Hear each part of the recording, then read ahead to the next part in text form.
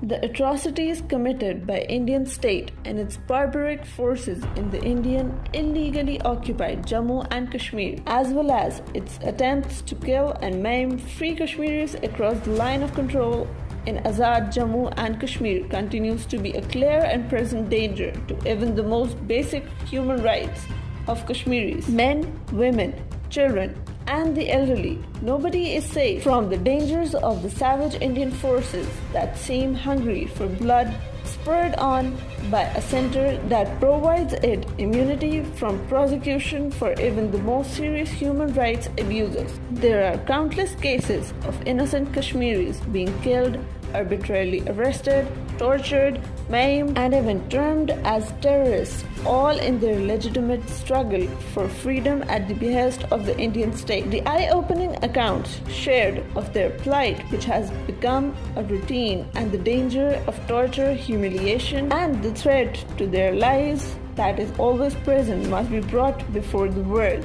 so that the world powers take action to put a stop to these ever-increasing atrocities. This reign of oppression and tyranny must come to an end now.